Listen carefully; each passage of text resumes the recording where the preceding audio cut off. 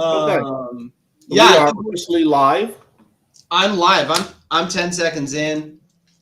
Okay, checking my stations now. Where do lives go on YouTube?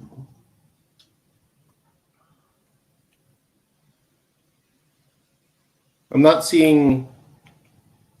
Oh, there we go. Kamara Insurance Agency is live on Facebook. Let me check MSIS. MSIS is live as well. I show them live. Cool. So we're live there. I don't see where lives go on YouTube. Quick checking. Live.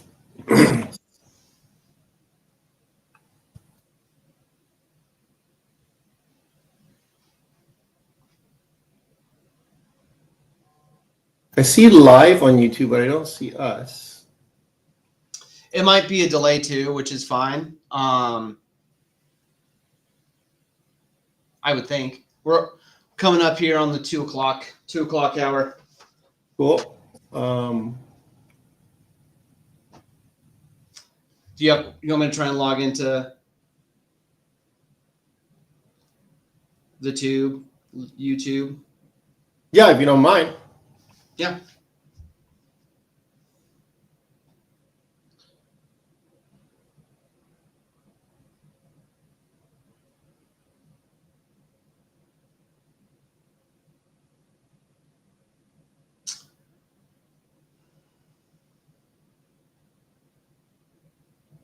Yep, you're live. I'm live, but am I live streaming that? Because I started some weird live thing and I don't know what I just did.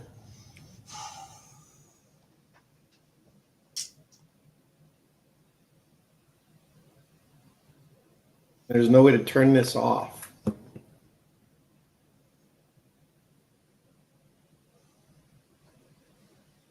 How do I get out of this? Oh, there it is. It says live now. Live with Restream.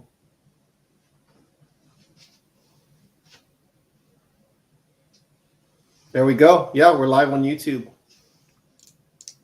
2 minutes in. All right. Technology is working the way it should.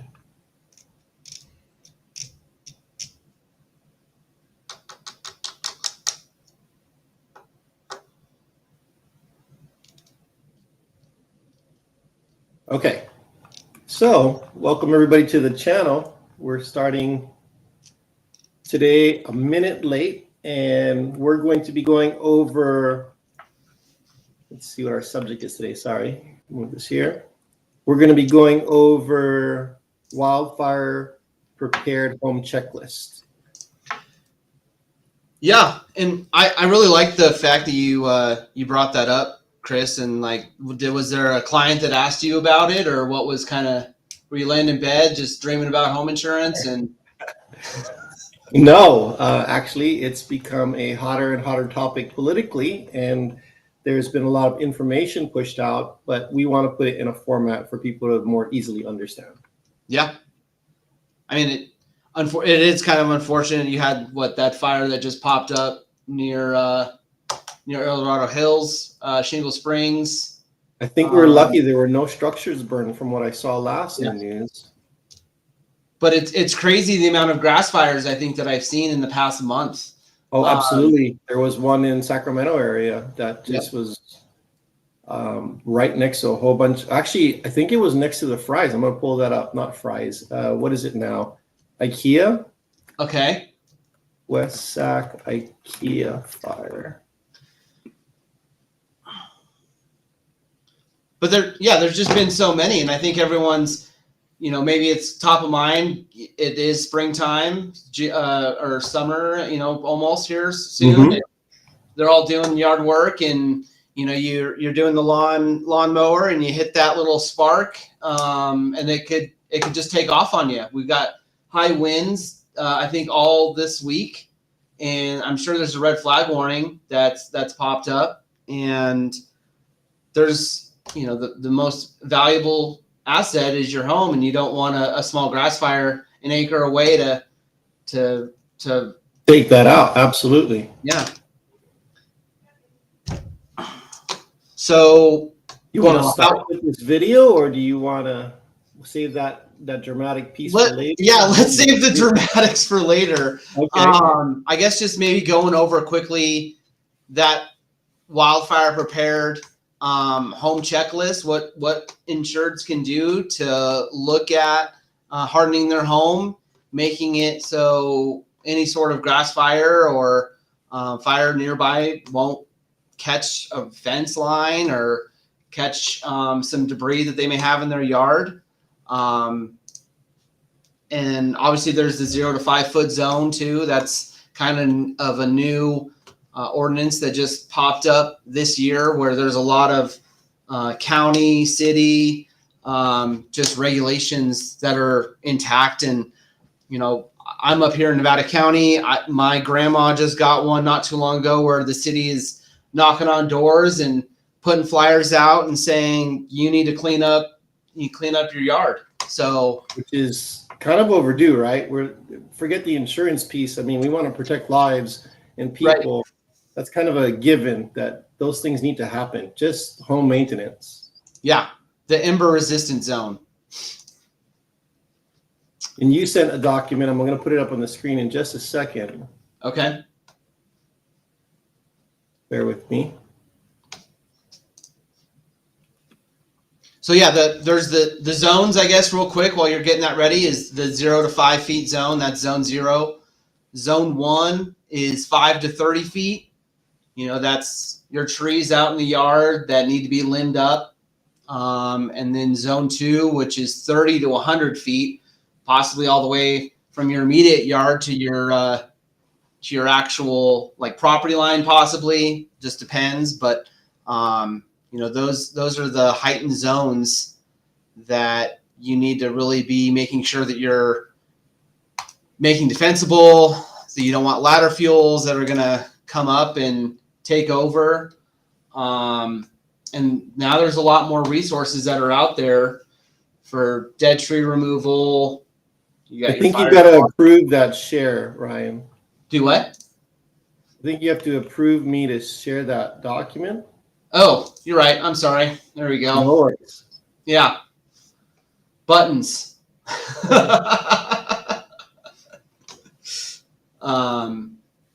So this is put out by IBHS, which is the, Institute for Better Home Safety, if my memory serves me correctly.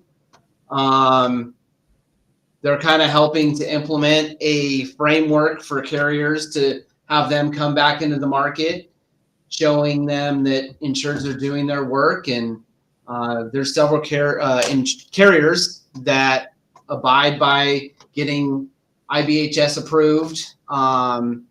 Mercury Insurance, Farmers Insurance, State Farm Insurance, AAA. So we were just going to go over that checklist and start at the top and see what we can do to. Yeah, and you went over it very quickly, but we're just going to go over with the graphics here, make it a little easier for people. So we'll start here. Base level, 0 to 5 feet. Yep. Non-combustible zone. First 5 feet of your home. So that's basically, from your home outwards, measured out horizontally. They want you to remove all. Go ahead. When I'm going over stuff like this and clients give me this, it's a very common statement is, I don't want my home to look like it's on Mars. What do you say to stuff like that? It is there's a lot more ground cover you can put out. I mean, I would say that, I hate to use the term it's only 5 feet, but yeah, I guess it is that, you know, most people have patios, have walkways that are within that 5 feet. You can still make your home look presentable and look not only presentable, but, you know, look modern and be defensible. I mean, this is really kind of coming down from the state. So if you want to be more susceptible to being taken on from a carrier, this is kind of the framework that they're looking at. And we're looking at carriers tiptoeing into this now, but Yep. that's going to become more the norm, at least from what we can see is happening. That's going to be requirements for these admitted carriers to even consider your property, right? I mean, we hope we don't know. I mean, is it going to be that? I'm saying from our lens right now, our best guess. Yeah. I'm thinking that's what's going to happen. Yeah, me too. I think it's either going to be you're abiding by this 0 to 5, or we're going to almost heavily penalize you or make you not eligible for coverage.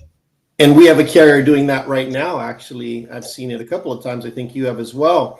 If the California Fair Plan does an inspection and finds something, and a client does not remedy those things, then they get charged a surcharge, and they also go to from replacement cost value to something else, which is a lot less beneficial to the client. Yeah. Yeah. Definitely. I don't want to say ACV because I know it's not, and someone will correct me at some point, but it is close to what ACV is. Yeah, I would say it's going to be close to that. That, you know, well, I guess it just really depends on the carrier, but it's definitely not an ACV type of scare. Yep. And then just to point out on this one portion of the slide, the one that jumps out to me the most, and you and I have had conversations about this, is fencing. Fencing is a pretty big deal because, I mean, I look around my home, I'm in Rockland, and it's wood fencing. It is absolutely, if there was a fire, it would jump from one fence to the next house to the next fence, and there's all within 5 feet. So yeah, metal fencing, non-combustible fencing, I think that's going to be a pretty big issue for a lot of homeowners associations. I mean, El Dorado Hills, Serrano area, they're having conversations around that. So I think that's a surprise for a lot of people. Well, and I think that they could even look to, as you can see in the slide, like where there's that pathway of maybe the actual door is transitioned out to some sort of metal door, and that's possibly a 5 foot door. I mean, that looks maybe more like 3.5, 4.5 foot, but yeah, we'll see in that slide later that you have pulled up the video of why fencing is ideal to not have it be wood. Yep. Let me bring this back to size here, and then we'll roll down to the next 5 to 30 foot defensible space. Yeah. Pretty self-explanatory. The pictures are great on this one. Anything you want to add to that? For the 5 to 30 foot? Yeah. Yeah, as you can see up in that top right-hand corner, there's the tree that's limbed up, so it can help eliminate ladder fuels. So that's huge. You want, 6 foot vertical clearance. You've got bushes that have the the respectable distance to each other, not all trampled together. So there's you can walk in between your bushes. But for vegetation, that's huge too. I would say the biggest thing is the trees. This is kind of that first defense, I feel like, between your home and maybe a large fire. So if there's embers that are on the ground, not having your trees limbed up, and that, have that go up higher, that could then just basically skip your siding and go straight up to your roof if you don't have your gutters cleaned out either. So, this is where tree work in the 5 to 30 is kind of detrimental. Yep. And then I'm going to go back to regular size and scroll down a little bit here. So this is 10 to 30, liquid propane gas, fuel tanks, detached structures. Yeah, we've got a lot of carriers that don't like fuel tanks. So It's unfortunate that they view these as a fuel source. I mean, there definitely are. I mean, from the Paradise Fire, we all heard, fuel tanks will take off in a large fire. So that's maybe part of that ladder fuels, because if you've got the 10 to 30 feet, you've got your fuel tank out there, and it blows. Now you're trying to look at it staying out there, not coming inside the 5 to 30 inside 5 feet of your home. So. What is your thoughts? Or I've had conversations with clients because a carrier came and did an inspection and said all the trees around a propane tank, like this is an example, need to be trimmed away. And they're like, well, that's providing shade. And then they had rocks and stuff. And they ended up putting boulders around it. And I thought that's a pretty good idea. Does it really make a difference, or is it just to hide it like a aesthetic piece where it's, not an eyesore? Yeah, I think that's just aesthetics. Okay. I think if you've got it, which a lot of people do, and they can't just get rid of it. I've had people that have asked to move it. You can go back to your propane provider and ask them to move your tank for you. Maybe run a longer line to get a further distance away from the home. So, yeah, I would definitely check in with your provider, see if they can help do that, because outside of that 30 feet is where it's really going to maybe help you keeping your home more defensible. As far as in the eyes of the carrier, they just see it being on the property, whether it be 5 feet, 100 feet. Right. Most of them that I've seen, they don't care about the distance. It's just if you've got it in general. So, yep. Definitely I would, if the further away you can help put your propane tank, the better, just for being in that buffer zone of, if it does go off, how close do you want it going off to your home? Correct. And then I like this too, base level building feature. I have this conversation with a lot of clients all the time about the roof material, about, enclosed eaves, about gutters and downspouts, about venting. And I've seen it from my carriers now where the condition for that, especially the venting. I had one client call a handyman out. They did all the venting with the right grills for it, missed 2 on the roof, and they had to have the handyman come back out and do those 2 on top of the roof. And I got to tell you, the client was willing to do all that because the rate offered by that carrier was very much more affordable than we were seeing in other carriers. For helping do the vents? For complying with the criteria of the inspection. Oh, okay. Where just trimming trees back as an example of venting, of enclosing eaves, things of that nature. Yeah. Well, a lot of these base level things are going to be included in discounts for carriers, not just, now Fair Plan, and maybe we'll pull up the quick sheet of what carriers are looking at for discounts. But, this is kind of what is being instilled by the state to show all the other carriers what insureds are doing to improve their homes and making them more defensible. This one's a great picture, number 7 here. So these overhead structures, pergolas, etc. I quoted a very high value home, and it had a wooden pergola just like this. And both the incumbent carrier, the existing carrier, and the carrier I'm quoting with either wanted this removed or, which was strange to me, just covered in metal. So it's the top layer needed to be covered in metal sheathing. So strips of metal down all of this. You could still have the spacing, but they just wanted the wood structure to be covered in metal for some reason. Well, I mean, if you think about it, it's just an elevated fence. You want a fence 0 to 5 feet within your home, wooden fence. Now you've got this pergola. That's another fuel source. And, depending on what type, I'm glad that it's an open air concept, but, most people have lattice or some other type of top to help provide shade. And then you got pine needles, or you've got other tree debris or something else that could get up there. And, if you're not getting up on your roof and cleaning it on a regular basis, it's gonna get more fuel. Yeah, you're getting up on the pergola. So and I've had more than a number of clients for these elevated decks, etc. Just have it so that there's even plywood to prevent entrance via here. Yeah. Have you had that? Yeah. Well, yeah, I see that. I've heard what was it? Allstate.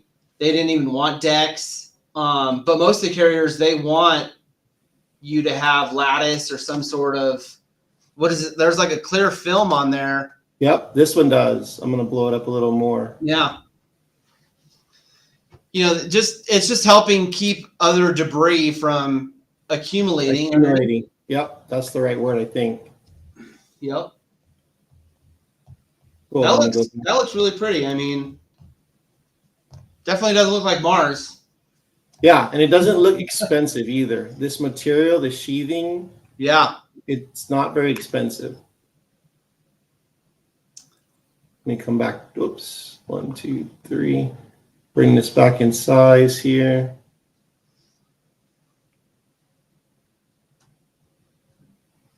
Then there's the plus designation, right? Yeah, I'm thinking what this is because you can go to wildfireprepared.com or .org, sorry. Mm-hmm. You can actually apply for a discount. There's different designation levels, the home base or the plus that they mentioned. Right here. You can have them come out, look at your home, give you a designation, and that's what you're going to use in order to go back to those specific piloted carriers and get a discount. I don't know how much a lot of the discount is. I'm not a Farmers USA AAA agent, but I've heard it's pretty good. I did hear, and I don't know how accurate it is. I was on that United Policyholders webinar, and literally one of the AAA agents, she was one of their top executives or top people on the wildfire program, and she said if they go out and get this wildfire prepared designation, but then retroactively go back and take off the non-renewal and then give them basically, like, I want to say it was a 3-year reprieve of not being able to be like a no drop promise almost. That's awesome, right? Yeah. I was like, man, I could just see carriers taking that and utilizing this as something to really kind of help make their insureds comply with being hardened. And then the other one here is that came up to me recently was tempered glass and how to determine, because that's another level of protection to the homeowner. You could see it etched in one of the corners. It'll say tempered glass. And this is a great example, by the way. Yeah. I'm surprised it's not like there's the dual pane windows too. Mm-hmm. Yep. Have any of your clients gotten, I don't even know what the cost is on that because I have dual pane already. I'm not sure recently, if anyone's brought up and been like, oh, that's too much to do. I don't know. Maybe it's something, it's an older home and it needs to be replaced anyway. It's on their maintenance list. Then that could be something to consider when doing it. Right. And then everyone knows about hardy board, right? This is another one. I hear that quite a bit. Versus wood or even stucco, like fiber cement board. Yep. Yeah, hardy board siding. I feel like I've got a few contractor buddies, and a lot of older homes don't have that, and there's this huge push on that because you've got the embers up against your home, and you're trying to make it more resistant and resilient. Yep. Siding, I think, is huge between peeling and cracking, and exposed siding. Maybe it needs a paint job or something. Absolutely. So that's huge too. All right, let me close out of this screen, and I'm going to close out of this PDF real quick. Hey, do you want to pull up real quick the FAIR plan? Do you have that discount form? Yeah, I can pull that up. Give me a second here. Okay. and that's going to be changing soon, but we can show where Fair Plan's using a lot of the stuff that's on that wildfire prepared form. I saw a Hartford and a Travelers renewal the other day, and they already had a lot of these structure hardening and immediate surroundings discount. Like they had a lot of the same bullet point items. Yeah, it's there. I do see it there. The problem for me is they're pennies, dollars. The discounts that they're applying are so insignificant that I know it's there and I know it'll get more robust, but right now what's being applied for those discounts is almost a non-factor when it comes to the premium, at least from what I'm seeing. Yeah, but the fact that they're acknowledging it, huge. Mm-hmm. Yep, I think that it's going to help them whenever they go and apply for more rate. Now that's just an additional line item whenever they're applying for a rate increase. They're like, okay, well, we're going to put in, maybe at 1% per bullet point, or, I don't know what their reasoning is, but, the larger your premium is, the more whatever their discount that they filed for, it's going to be. Right.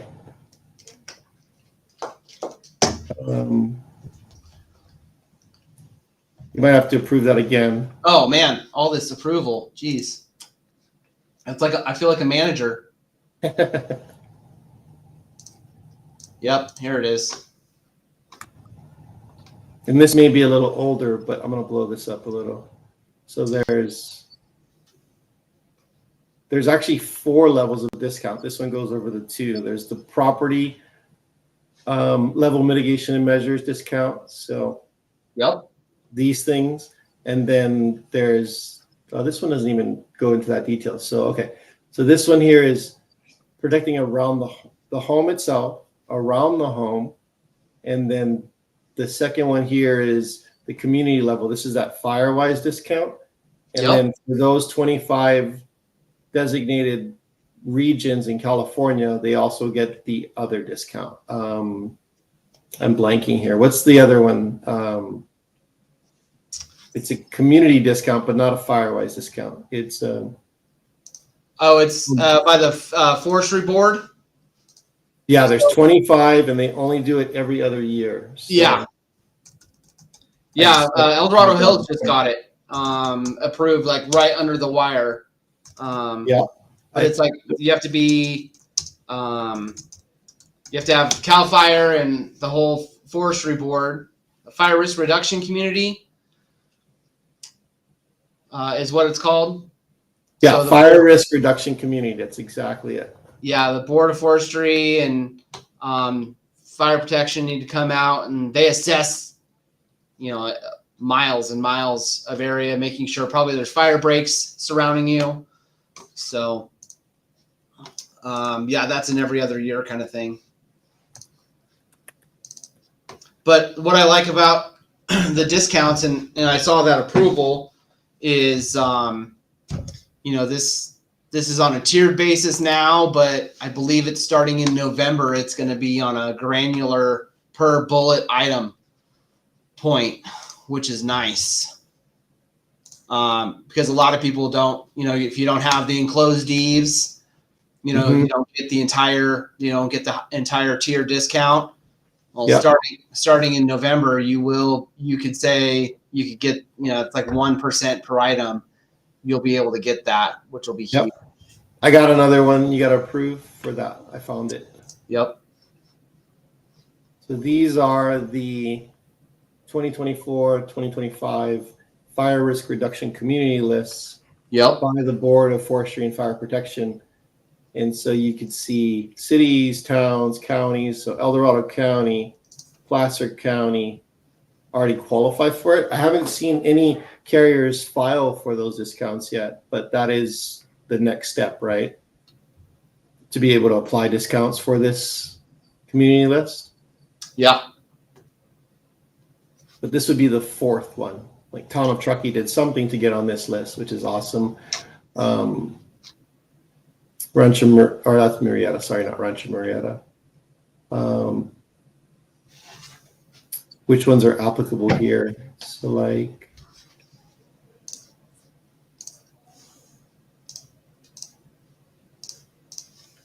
Sacramento, Shasta's a little high.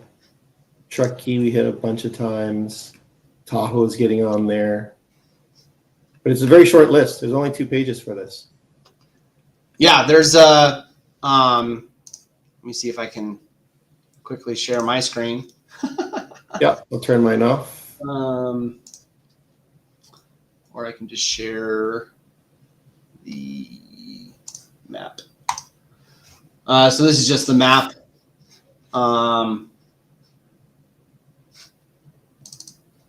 So that, and it helps with looking to see overview wise of where all of them are. I don't know if you can see that or not. Oh yeah, perfect. Oh, perfect. Awesome.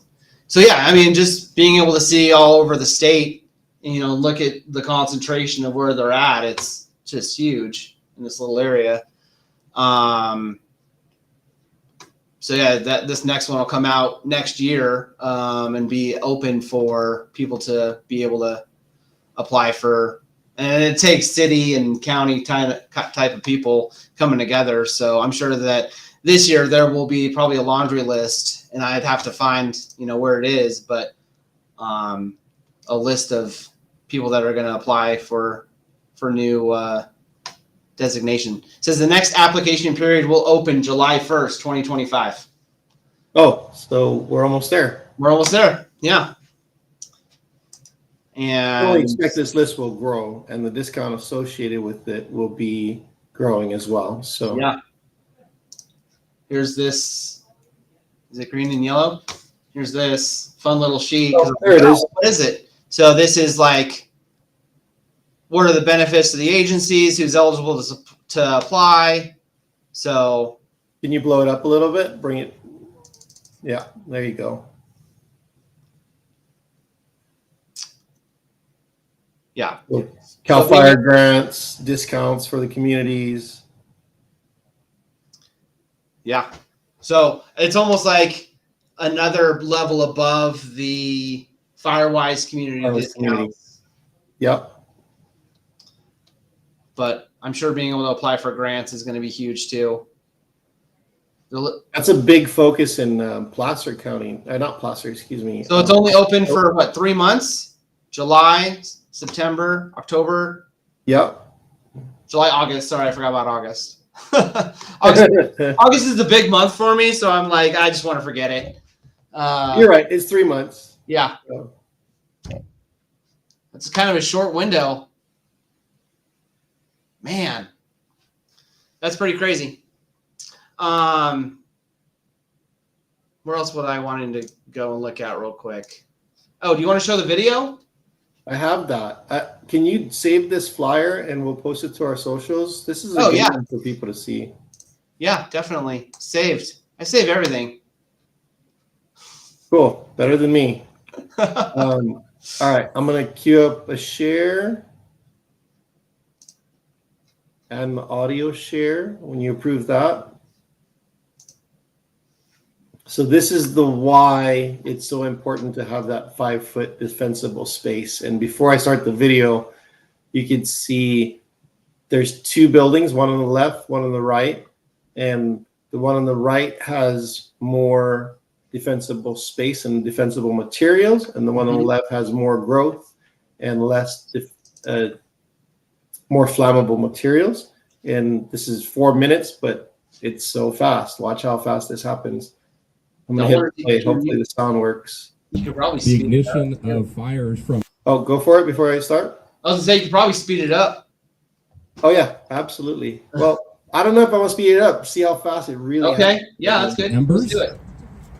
And as Roy mentioned, embers can fly very far in advance. Can you hear this? Of the, oh, yeah. wildfire Sounds great. front, I can hear you. the flame front, and ignite fires out in front of the main fire.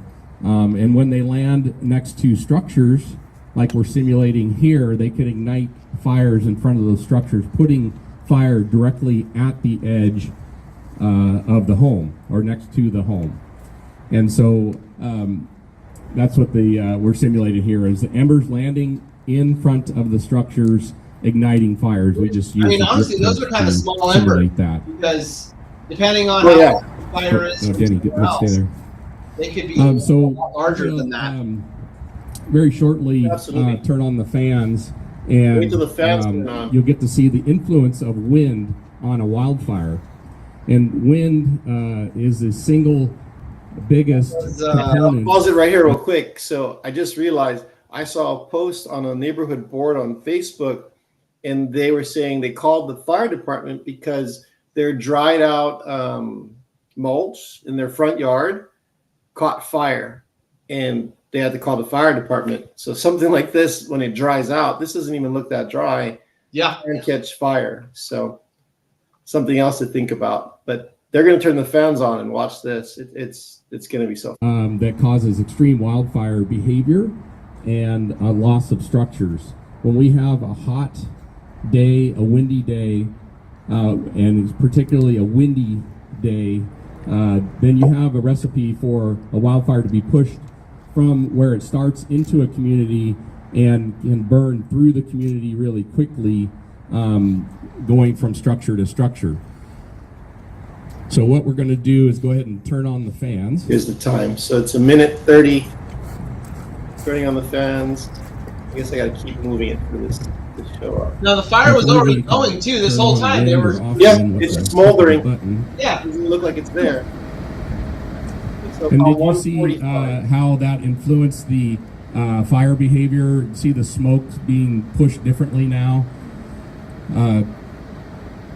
So we'll get the fires will get seated and burning here. But some of the things that we have, Denny, what's the structure on the unmitigated structure built of? Yeah, so if you look at the structure on the left, this, like he was saying earlier, it's a house that was built a long time ago before California building codes. So you'll see that it's got a vinyl roof, and you'll notice that in the roof we have debris that's in the roof gutter that can catch embers, and then obviously vinyl can be flammable. And then the siding of the building is actually a combustible wood, and then the windows are non-compliant windows, which would be windows that are just your standard windows that are non-safety or non-tempered. And then you'll notice the mulch, you see the fire kind of punking around, and this is a common situation for us as firefighters, is we can't get to every house when we have a big fire, and you can have a fire slowly punk around in your mulch that's right next to your house. That Hey, you want to pause that real quick? Yep. So I don't know if anyone heard that, but the firefighter said, we can only get to so many houses. So I've heard, they'll come to a block and they can make those quick assessments of what's savable and what's not. Mm-hmm. And if they see this house that has all the mulch and the wood fence and debris, they're like, well, we're not gonna save that house. We're gonna save one that's gonna be that's gonna help us, be in there and help make it safe. Cut off the flow of the fire and make it safer for them. Yeah. I was listening to CAL FIRE speak in person, and their number one priority is to save lives first. So they're going to evacuate the neighborhood, the street, etc., and then they're going to go where it's safe for them to go to save properties. And exactly like you said, if it's something they can save with lower risk, they're going to put more priority there than something that's almost indefensible. All right. Sorry. No, that's a great point. Yeah. So as Denny pointed out, if a fire company is able to So we're like a little bit go over a to minute a and a half. structure and defend it, they do a tremendous job. And everything that the homeowner can do in advance of the fire by preparing their structure, like the mitigated structure on the right here, helps the firefighters do their job better at the house. But the firefighters' first priority is life safety. Oh, I did say it in the video. I What we forgot. see a lot of times when Hey, well, that's fires good. It's just impact helping get communities that is your we have a lot stuff. of evacuation issues, and so their first priority is helping the population of that community get out of the harm's way. And while they're doing that, they're not able to defend structures, and so the fire just continues to burn through the community unmitigated. And then another thing on the house on the left is a lot of people, when they originally planted their plants a long time ago, didn't have fire safety in mind. So a lot of times the plants that are planted around their house may not work in wildland areas. So today's weather conditions that we have out here are not the most significant fire weather conditions when we have really a fire that could impact the community. We have low temperatures. The fitness industry wait a minute doesn't here. want women. What happened to the rest of the video? Hold on one second. That was the link I probably used. Sorry. The ignition of fires from embers. Let me share this for a second, and we'll find the exact link. Yeah, for sure. I was looking real quick on what a red flag warning is. You know, there's strong winds, 25 miles an hour, dry fuels, high temperatures, low humidity, 20% and under. You can always check the National Weather Service for red flags. A lot of times fire departments in the area are going to have some sort of like, this is a red flag day that's out there.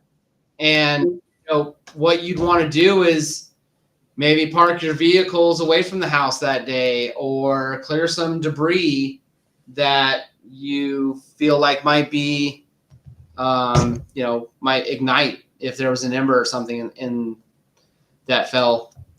So I think you put that thing like, think of spring cleaning, but for survival. There was that little thing that you had kind of sent to me, which kind of sparked in no intended purposes what we are chatting about today. Oh yeah, absolutely. I'm going to pull that up too. I can't seem to find the full video. There's just parts of it for some reason. That's Google for you. You know, they got to have their algorithm come in and. Yeah, I know I've seen a video with the whole thing, though. I don't understand. So this is a summer checklist I got from one of my carriers. Oh, that's cool. That's the one I sent you. It came from a carrier.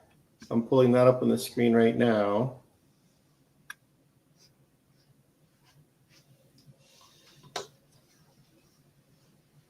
Okay, approve that one. Approved. So this says your summer home checklist. Summer brings sunshine and fun, but also risks like heat, storms, and increased wear on your home. So it's, grill fire prevention, clean your grills, check for leaks. And I actually was at a meeting today and somebody was talking about a leaky barbecue, and it was making him afraid to use it. And he got a plumber to come in and fix the leak. Hoses and faucets, smoke and carbon monoxide detectors. I just paid to have my entire HVAC system replaced in my home, and I didn't know it, but included in that, they replaced every single smoke and carbon monoxide detector. Wow. The funny thing is, smoke detectors go in the ceiling. Did you know this? Carbon monoxide detectors belong at like knee and ankle level. So yeah. I had them all wrong, and they put them in the right places. So I used to think number 5 was a gimmick, clean dryer exhaust vents. And then you realize over time that builds up no matter how much you keep cleaning. Number 6, seal windows and doors, use weather stripping. That's even going to save you some money because you're making your home more efficient. It's easier to heat and cool. Trim trees and remove dead limbs. I get that from carriers all the time. I bind a policy. Carrier does their inspection with a third-party vendor. Comes back, we get the report, and without fail, there's always trees and debris around the home. But that was a quick, checklist that one of my carriers gave me. I liked it a lot. Yeah, I mean, it just goes to show you the carriers are understanding that they need to get more information out there to help people with becoming more aware of it. Because it's definitely heightened right now with Fair Plan and the season in general, but I think carriers are trying to be a little bit more transparent on stuff. So So this video is the part 2. It doesn't have where the actual structure has caught fire, but I'm going to play that as soon as you approve it. And this is just 2 minutes. So Job at that point. before I started, it had already caught fire. There's no intermediary video. I don't know why, but watch the rest of this. It's very short. So I make the assumption that the fire spread from So that one of the bulb. things you'll notice is with the Wooey Wildfire Prepared Home, it's taking a lot of radiant heat. You can see embers flying through the air. So this home didn't have dual pane windows, didn't have So the correct even with siding this, or outdated siding. Cedar clapboard, right? Something that's flammable or Yep. flammable. And then the bushes, the tree, the roof, everything was very easy to catch on fire. I got it paused, but I'm pretty sure that it came from the mulch that was just smoldering. Yep. Eventually caught onto something and started heating it up, and then that combusted, and then it spread like this. structure fully involved now, and that heat coming off of it, our wildfire prepared structure. Yeah, you can go ahead and pull those fans back. We're going to pull the fans back and turn them off just so we don't damage our fans. You think how hot it is right there when it's done with the that's going to start melting. So I know everybody's looking at the houses on fire, but make sure you're looking at the Wildfire Prepared Home. I can feel the heat right here, and that other Wildfire Prepared Home is much closer than I am.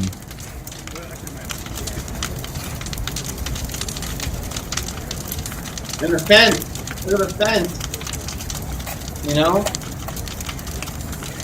What's up? Thanks, guys.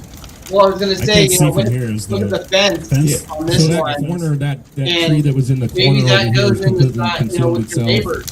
The fence is That's why burning they kind of start mainly on the talking back about- side Oh, of yeah. the fence, though it's beginning to burn down at the base. You can really see how the wind is bringing the heat of the fire that's inside the structure is drawing the wind that's down and the fire that's down in the mulch towards the structure. And it's because of all the heat that's going up is drawing cool air down below at the bottom. See that quick change, how fast that all went in, there you go. So, and as you watch the fire transition from the combustible fence, watch how when the combustible fence hits the metal fence, it's going to go out. See the bushes right here? Or If that metal Maybe fence one of wasn't those. there, that Wooey Wildfire Prepared Home, if it was a wooden fence next to it, can you imagine the heat that home would And have this to one, try and this one, retard? structure. And the ignition resistant works to a certain point. Job at that point. I don't know what the next video is, whatever the algorithm, but Right. stop sharing. I mean, that's another thing too is the neighbor. I mean, that's why he said look at the wildfire prepared home, because your neighbor's house could be on fire, and because of the work that you've done to prepare it, your home, you can be resilient whenever your neighbor's house is on fire. Which is, I hate to laugh about. It's just that's the reason why you do it. It's not just maybe the fire, maybe not even a wildfire. You know, there's plenty of homes that I've read about this past month that have caught fire, and it's just one home. They've got a kitchen fire or something else, and if your neighbor's house catches fire, and there's a fence nearby, you know, that could definitely come to your house.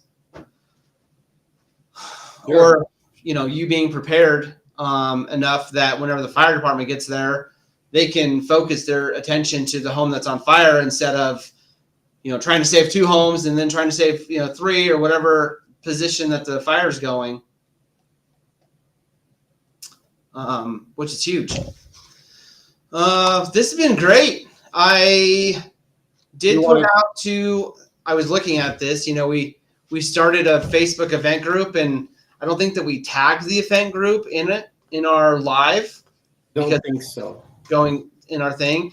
But in that event group, someone did ask a question. I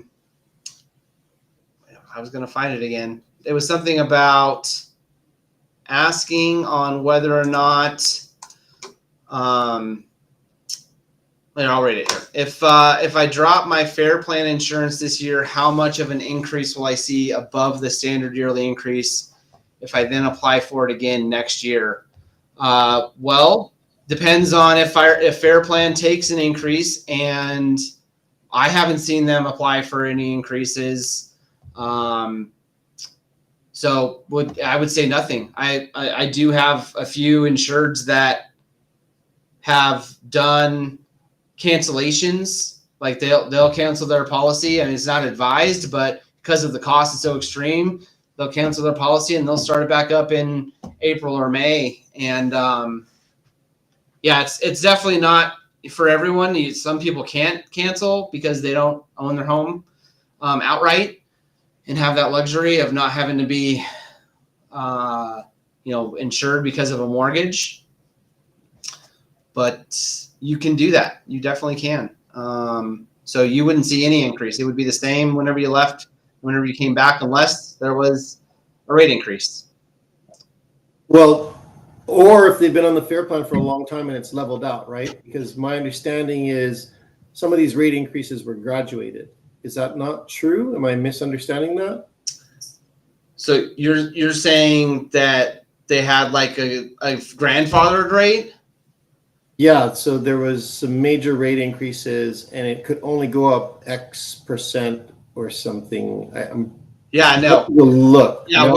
whatever the rate increase is at the time of renewal, it'll go up. So I guess if maybe they canceled, last year, and then it wasn't, their renewal term didn't have the affected rate increase, which I think we could be in that, but their rate was approved back in December. So, yeah, I guess there's a small chance. It just depends on when the last rate increase was that you canceled, but you're not grandfathered into a rate.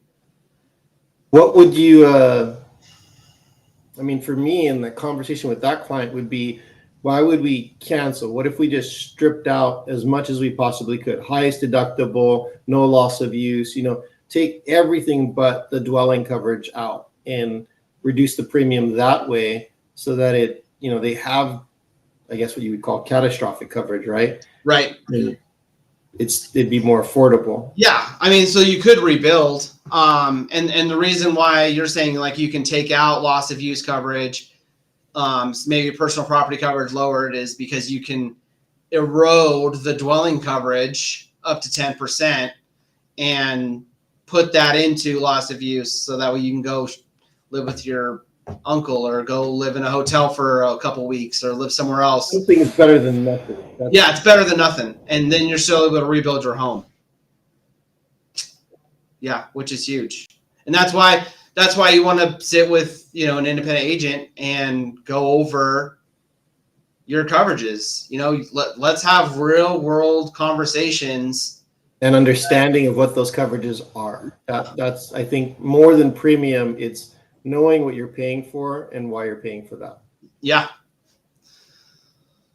Yeah, definitely. Because there's too many people I got my quote from my real estate agent whenever I bought my house, and I don't even know who my agent is, or my agent's out of state.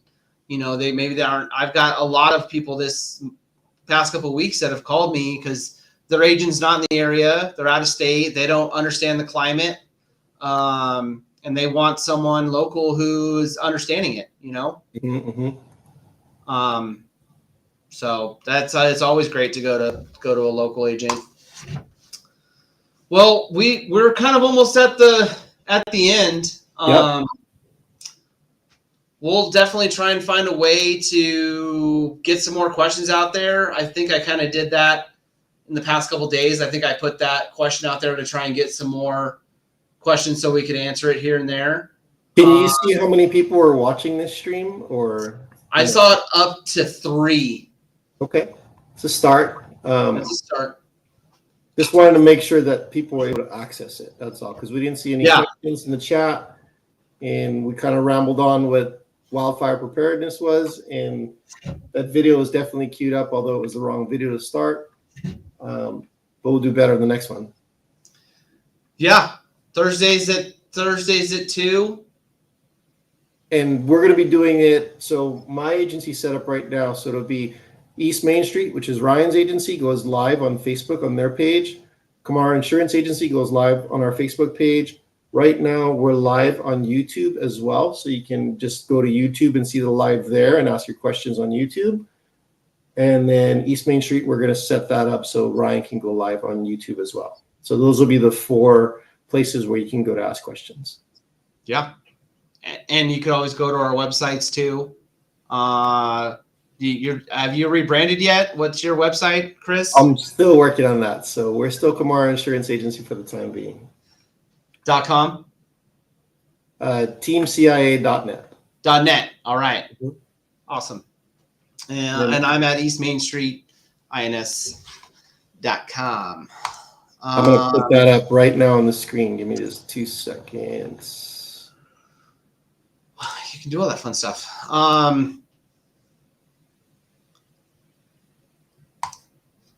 Cool. I think I'm gonna call it. I don't see any other. Give me just 2 seconds, and we'll put this up. I was almost gonna try and see where I could. Man, yeah, I was looking at the Facebook thing. So I created a Facebook event, which this doesn't go into Facebook because I didn't. Maybe I wonder if I could like tag that group. It's still a work in progress. Yeah, you want to approve that share, the screen share? Oh, more approvals. Approved. Your page on the left, and it's eastmainins.com, and then my page on the right, teamcia.net. Then Ryan, you're in Grass Valley, and I'm in Grass Valley, California. Yep, and I'm in Rockland, California. Nice. Cool. Well, I think that's a good start for today. Do you want to end the stream? I do. Thanks everyone for watching, tuning in. We'll see you next week.